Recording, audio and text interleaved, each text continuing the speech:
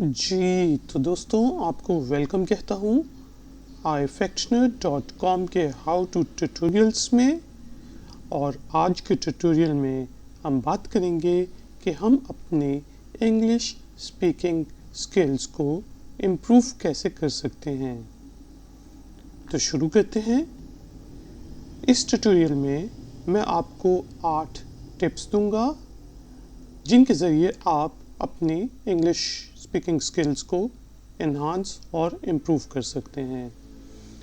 जो टिप्स हम डिस्कस करेंगे उसमें सबसे पहले हम डिस्कस करेंगे कि हम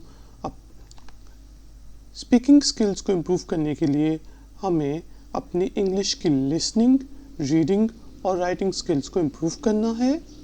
और वो हम किस तरह कर सकते हैं। इसके साथ हमें अपनी इंग्लिश की वोकेबलरी और इंग्लिश ग्रामर को इम्प्रूव करना है और वो हम किस तरह कर सकते हैं।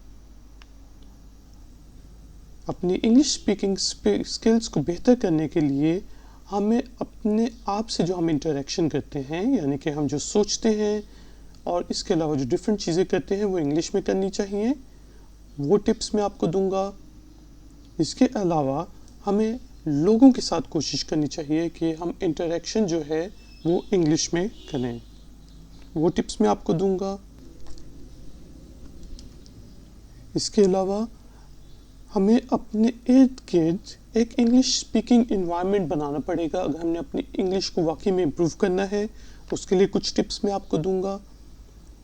और हमें इंग्लिश बोलने से डरना नहीं चाहिए, बल्कि हमें कॉन्फिडेंस के साथ बोलनी चाहिए।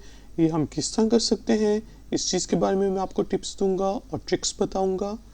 इसके अलावा मैं आपको इस चीज़ पे जोर दूंगा कि आप प्रैक्टिस करें, रिकॉर्ड करें, री प्रैक्टिस करें, री रिकॉर्ड करें जब तक आप खुद सेटिस्फाइड ना हो। इस चीज़ को हम डिटेल में डिस्कस करेंगे। और सबसे आखिर में एक अनयूजुअल किस्म की टिप, जो कि दूसरे लोग इससे शायद एग्री ना करें, कि don't follow the native speakers. आप नेटिव स्पीकर्स को फॉलो करने की ना कोशिश करें, बल्कि खुद क्लियर वॉइस में इंग्लिश बोलने की कोशिश करें। ये क्यों करना चाहिए और कैसे हम ये कर सकते हैं, इसके बारे में मैं आपको टिप्स दूंगा नंबर 8 पे। तो शुरू करते हैं। सबसे पहले हमें अपनी लिसनिंग, रीडिंग और राइटिंग स्किल्स को इम्प्रूव करना चाहिए। वो क्यों करना चाहिए? क्योंकि लिसनिंग बहुत इम्पॉर्टेंट है। ठीक है जी। अगर आप किड्स को देखें, बच्चों को देखें, तो वो कोई भी ज़बान किस तरह बोलना सीखते हैं। वो अपने पेरेंट्स को देखते हैं और जिस तरह पेरेंट्स बोल रहे होते हैं, जो बोल रहे होते हैं, उनको पहले लिसन करते हैं, ऑब्ज़र्व करते हैं और फिर वो थोड़े थोड़े वर्ड्स बोलना शुरू करते हैं और आहिस्ता आहिस्ता वो पूरी की पूरी सेंटेंसेस और फ्रेजेस बोलना शुरू करते हैं। तो लिसनिंग जो है बहुत इम्पॉर्टेंट है। ठीक है जी। क्यों इम्पॉर्टेंट है? क्योंकि अगर आप सही तरीके से समझ जाएंगे कि लोग आपसे क्या कह रहे हैं, तो आप उतने ही कॉन्फिडेंस से उसका जवाब दे सकेंगे, रिस्पॉन्ड कर सकेंगे। ठीक है जी। अपनी लिसनिंग स्किल्स को इम्प्रूव कर किस तरह हम कर सकते हैं? हम यूट्यूब के ऊपर वीडियो ट्यूटोरियल्स देख सकते हैं, ब्लॉग्स देख सकते हैं। ठीक है जी। क्योंकि आजकल कंप्यूटर का ज़माना है, इस वजह से हम डिफरेंट ऐप्स को यूज़ कर सकते हैं अपने लिसनिंग स्किल्स को इम्प्रूव करने के लिए। अगर हमारे पास टाइम हो, हम रेडियो सुन सकते हैं, म्यूज़िक अगर सुने आप इंग्लिश का और उसको समझने की कोशिश करें, लिरिक्स को, तो ये आपको बहुत इम्प्रूव करेगा लिसनिंग स्किल्स इम्प्रूव करने के लिए। और इसके अलावा आप मूवीज़, ड्रामास वगैरह देख सकते हैं और उसमें आप गौर से सुनने की कोशिश करें डायलॉग्स को। तो इन छोटे छोटे कामों से हम अपने लिसनिंग स्किल्स को इम्प्रूव कर सकते हैं। इसी तरह रीडिंग जो है वो भी हेल्प करती है हमें अच्छी इंग्लिश बोलने में। क्यों? क्योंकि रीडिंग से हमारे वोकेबलरी बिल्डअप होती है, यानी कि हमें डिफरेंट इंग्लिश के वर्ड्स पता चलते हैं, हमें इंग्लिश का सेंटेंस स्ट्रक्चर सही पता चलता है। ठीक है जी, कि हमने बोलना किस तरह है, सब्जेक्ट किधर आना है, वर्ब किधर आता है, ऑब्जेक्ट किधर आता है, ये हम सबकॉन्शियस लेवल पे सीखते हैं जब हम रीडिंग कर रहे हों। अगरचे ये ग्रामर का हिस्सा है, लेकिन आप जितनी ज़्यादा रीडिंग करेंगे उतना ज़्यादा आप सबकॉन्शियस लेवल पे सेंटेंस स्ट्रक्चर सही बोलना शुरू करेंगे। इसी तरह एक इम्पॉर्टेंट टिप ये है कि आप ये किस्सा कर सकते हैं, आप मूवीज़ देखें सब टाइटल्स के साथ। इंडियन मूवीज़ देखें, पाकिस्तानी मूवीज़ देखें, लेकिन इंग्लिश सब टाइटल्स के साथ, और आप पूरे के पूरे डायलॉग्स को पढ़ने की कोशिश करें। ठीक है जी, आप फॉरेन मूवीज़ देखें और उसके अंदर आप इंग्लिश सब टाइटल्स को ऑन करके उसको पढ़ें, तजस्सुस पैदा होगा। थ्रिलर्स देखें तो आप उसको खुद ही रीड करेंगे मूवीज़ के साथ। आप ब्लॉग्स को पढ़ें, रिव्यूज़ को पढ़ें, न्यूज़ पढ़ें, नॉवेल्स पढ़ें, कुछ भी पढ़ें, लेकिन पढ़ें ज़रूर।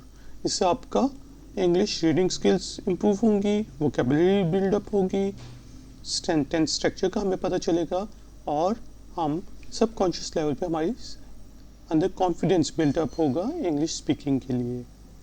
ठीक है जी, इसके साथ ही अपनी राइटिंग स्किल्स को, इंग्लिश राइटिंग स्किल्स को इम्प्रूव करें, क्योंकि राइटिंग करते वक्त हम क्योंकि स्लो राइटिंग कर रहे होते हैं, और हमारी 3 सेंसेस या 3 से ज़्यादा सेंसेस जो हैं, यानी कि हमारी नज़र, आँखें, ठीक है जी, हमारा ब्रेन, हमारे फिंगर्स, ये सब सेंसेस जो हैं ये काम कर रही होती हैं।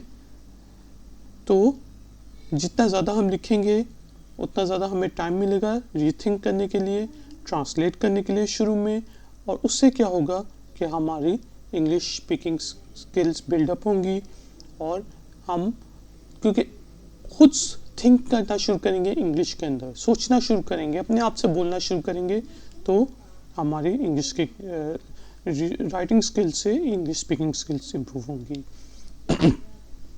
आप जो भी लिखें उसको एक दफ़ा रिव्यू करें, और उसको अगर आपने चेंज करना है तो चेंज करें, इससे आपकी राइटिंग स्किल्स और इम्प्रूव होंगी। मैं ये नहीं कहता कि आप एसेज लिखना शुरू कर दें, आप अपनी जो ईमेल्स हैं उनको इंग्लिश में लिखें, और कोशिश करें कि आप करेक्ट इंग्लिश यूज़ करें। दोस्तों को ईमेल कर रहे हैं तो बजाय इसके कि आप स्लैंग्स यूज़ करें, आप सही करेक्ट इंग्लिश यूज़ करें। व्हाट्सएप मैसेजेस जो हैं हम बहुत ज़्यादा भेजते हैं आजकल, वो आप इंग्लिश में भेजें, चाहे दूसरे आपको उर्दू में रिस्पॉन्ड कर रहे हों, हिंदी में रिस्पॉन्ड कर रहे हों, पंजाबी में कर रहे हों, या किसी और रीजनल लैंग्वेज में रिस्पॉन्ड कर रहे हों, आप इंग्लिश के साथ स्टिक रहें, और आप आहिस्ता आहिस्ता देखेंगे कि आपके फ्रेंड्स भी इंग्लिश में आपको मैसेजेस करना शुरू कर देंगे। तो इससे आपकी रीडिंग एंड राइटिंग स्किल्स बेहतर होंगी। जो आप पोस्ट्स करते हैं फेसबुक वगैरह पे, वो इंग्लिश में करें। जो आप कमेंट्स करते हैं यूट्यूब के ऊपर, वो इंग्लिश में करें। और सबसे पहले इस वीडियो पे एक इंग्लिश का कमेंट ज़रूर लिखें, ताकि मुझे पता चले कि आपने मेरी इस टिप को, एडवाइस को माना है। ठीक है जी, ये छोटे छोटे काम हैं जिनसे हम अपने लिसनिंग, रीडिंग और राइटिंग स्किल्स को इम्प्रूव कर सकते हैं। इसके बाद हमें अपनी वोकेबलरी बिल्डअप करनी है, क्योंकि मैंने आपको बताया कि जितने ज़्यादा वर्ड्स हमें पता होंगे, वोकेबलरी जो होती है डिफरेंट वर्ड्स होते हैं, एक ही मीनिंग के, तो जितनी ज़्यादा आपकी वोकेबलरी बिल्डअप होगी, आपका जितने ज़्यादा आपके ख़जाने में वर्ड्स होंगे, उतना अच्छे तरीके से आप एक्सप्रेस कर सकेंगे अपने आप को। वोकेबलरी बिल्डअप करने से आप दूसरों को भी समझ सकेंगे, क्योंकि कोई किसी भी तरीके से अपने आप को एक्सप्रेस कर सकता है। इंग्लिश में कह सकते हैं, hey come here, hey go there, hey please can you please come here, hey come here. आप डिफरेंट तरीके से लोग आपको बुला सकते हैं। तो अगर आपको पता होगा कि ये मुझे बुला रहा है, तो आप उसी तरह उससे रिलेटेड रिस्पॉन्ड कर सकेंगे बेटर, क्योंकि आपको कॉन्फिडेंस होगा कि भाई मुझे सारी बात समझ आई है। जब आपको सारी बात समझ आएगी तो आप अच्छे तरीके से रिस्पॉन्ड कर सकेंगे। और वोकेबलरी को हम इम्प्रूव कैसे कर सकते हैं? हम वही रीडिंग, इसके अलावा कोई अच्छी डिक्शनरी, ऑनलाइन डिक्शनरी या फिर ऑफलाइन डिक्शनरी आप कंसल्ट कर सकते हैं। आजकल कंप्यूटर का ज़माना है, मोबाइल्स का ज़माना है, तो आप ऑनलाइन कोई भी डिक्शनरी कंसल्ट कर सकते हैं, ऐप डाउनलोड कर सकते हैं। इसके अलावा ऑनलाइन ट्रांसलेशन सॉफ्टवेयर्स को आप यूज़ कर सकते हैं अपनी वोकेबलरी इम्प्रूव करने के लिए, जिस तरह गूगल.ट्रांसलेट, .com है, बिंग ट्रांसलेशन है माइक्रोसॉफ्ट का, उसमें आप हिंदी में लिखें, उर्दू में लिखें, तो वो आपको इंग्लिश में ट्रांसलेट करके बता देता है, जिससे आपकी वोकेबलरी बिल्डअप होती है। और नीचे उसने उसके ऑल्टरनेट्स भी बताए होते हैं कि इस वर्ड के लिए या इस सेंटेंस के लिए आप ये भी यूज़ कर सकते हैं। तो वो उन चीज़ों को आप ज़रूर पढ़ें अगर आप इम्प्रूव करना चाहते हैं। और आपको अपने ग्रामर को इम्प्रूव करना है। लोग कहेंगे नहीं, आप प्रैक्टिस करते रहें, आपकी इंग्लिश खुद इम्प्रूव होगी, लेकिन आपको बेसिक ग्रामर्स का पता होना चाहिए, ग्रामर रूल्स का, कि भाई के सेंटेंस का स्ट्रक्चर क्या होता है इंग्लिश में, सब्जेक्ट कहाँ पे आता है, वर्ब कहाँ पे आता है, ऑब्जेक्ट कहाँ आता है, past simple tense, present simple tenses क्या होते हैं, क्या नहीं होते, and so on and so forth. और अगर आपको ग्रामर से रिलेटेड इन्फॉर्मेशन चाहिए है, ट्यूटोरियल्स देखने हैं, तो प्लीज़ मेरा grammar English grammar learn English grammar का ट्यूटोरियल देखें, जिनमें मैंने डिफरेंट टेंसेस के बारे में बात की हुई है, सेंटेंस स्ट्रक्चर के बारे में बात की हुई है, और सब चीज़ों के बारे में बात की हुई है।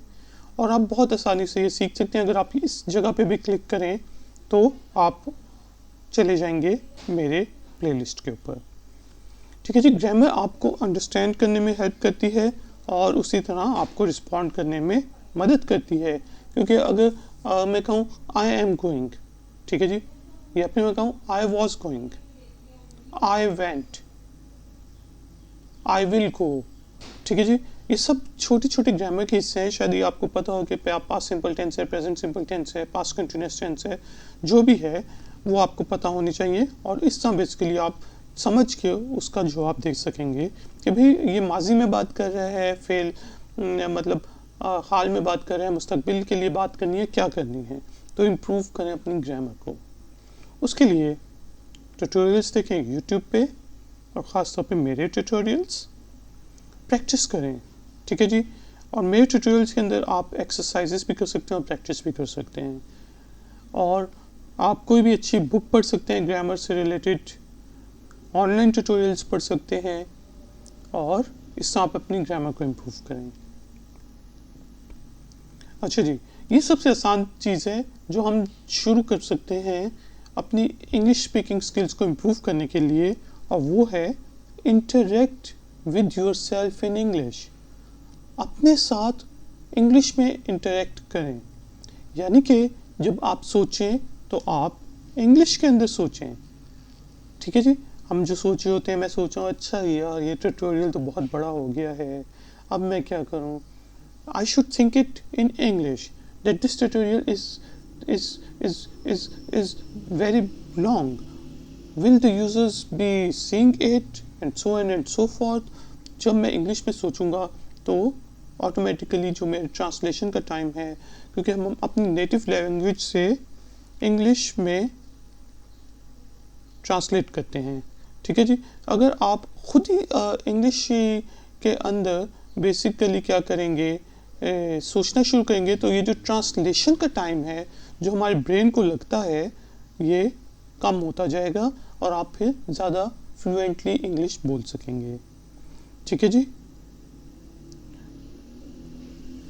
और इसके साथ अपने आप को ऑर्गेनाइज भी इंग्लिश में करें, यानी कि जो हम स्केड्यूलर यूज़ करते हैं, ऑनलाइन यूज़ करते हैं, जीमेल का यूज़ करते हैं, कुछ भी करते हैं गूगल का, या फिर हम अपनी डायरी मेंटेन रखते हैं, तो हमें वो इंग्लिश में रखनी चाहिए, ठीक है जी। इसके साथ ही हमें जो अपना कंप्यूटर का ऑपरेटिंग सिस्टम है, मोबाइल का ऑपरेटिंग सिस्टम है, वो भी इंग्लिश में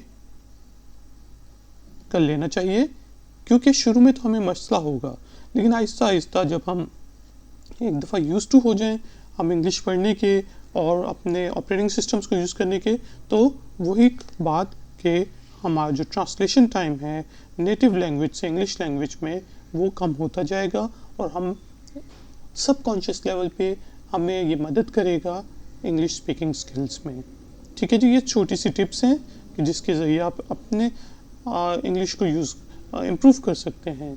अगर आपके पास ग्रामर पढ़ने का टाइम नहीं है, आपके पास मूवीज़ देखने का टाइम नहीं है, तो आपके पास कम से कम ये टाइम तो है ना, ये काम करने का टाइम तो है। तो ये सबसे पहले आप कर सकते हैं, और आप देखेंगे कि बाकी में आपकी इंग्लिश स्पीकिंग स्किल्स इम्प्रूव होंगी, रीडिंग स्किल्स इम्प्रूव होंगी, लिसनिंग और राइटिंग स्किल्स इम्प्रूव होंगी इसके साथ। अच्छा जी, सबसे एक और इम्पॉर्टेंट टिप जो है, interact with people in English. ठीक है जी, लोगों के साथ जब आप बोलें कोशिश करें कि आप इंग्लिश में बोलें। क्यों? क्योंकि जब आप ज़्यादा बोलते हैं इंग्लिश में तो आपका कॉन्फिडेंस बिल्डअप होगा, कॉन्फिडेंस लेवल ऊपर जाएगा और आप उतना ही फ्लुएंट बोलेंगे। ठीक है जी, लोग पूछते हैं कि मैं इंग्लिश फ्लुएंटली किस तरह बोल सकता हूँ, तो ये है कि अगर आपने फ्लुएंट इंग्लिश बोलनी है तो आप ज़्यादा बोलें, ज़्यादा बोलेंगे कॉन्फिडेंस बिल्डअप होगा, कॉन्फिडेंस बिल्डअप होगा तो आप ऑटोमेटिकली फ्लुएंट इंग्लिश बोलेंगे। ठीक है जी, आप अगर लोगों के साथ शुरू में फेस टू फेस इंटरेक्ट नहीं कर सकते इंग्लिश के अंदर, तो आप ऑनलाइन इंटरेक्ट करें लोगों के साथ इंग्लिश में, यानी कि वही WhatsApp messages, Facebook messages, YouTube वगैरह आप इंग्लिश में देखें और करें भी, लिखें अपने मैसेजेस। अगर आप गेमर हैं तो आप बजाय इसके कि अपने नेटिव स्पीकर्स के साथ गेम्स खेलें, आप इंग्लिश स्पीकर्स के साथ गेम्स खेलें, उनके साथ इंग्लिश में इंटरेक्ट करें, मल्टीप्लेयर जो ऑनलाइन गेम्स होती हैं उनमें, तो ये आपको इंग्लिश, आपकी स्पीकिंग स्किल्स इम्प्रूव होंगी। ठीक है जी, ये इस तरह के टिप्स हैं जो कि आप अपने रोज़मर्रा में शामिल करके इम्प्रूव कर सकते हैं अपनी इंग्लिश को। और अगर आपने कहीं पे फ़ोन करना है तो आप कोशिश करें कि आप इंग्लिश में बात करें क्योंकि फेस टू फेस इंग्लिश में बात करना थोड़ा सा शुरू में मुश्किल होता है, तो आप फ़ोन पे अगर इंग्लिश में बात करेंगे, स्काइप पे करेंगे, ठीक है जी, किसी बंदे के साथ या किसी सेलर के साथ, तो फिर आपके लिए वो आसानी होगी। और जिस आपने एक एयरलाइन की बुकिंग करनी है, होटल की बुकिंग करनी है, कोई चीज़ मंगानी है ऑनलाइन, आप शुरू ही में पहले कुछ सेंटेंसेस सोच लें इंग्लिश में कि मैं उससे बंदे से बोलूँगा कि hello, I am mister manufacturer, I would like to order this and can you please deliver it to my doorstep और समथिंग लाइक इट। जो भी सेंटेंसेस हैं वो आप कुछ प्रिपेयर करें अपने जहन में कि मैं ये बात करूँगा।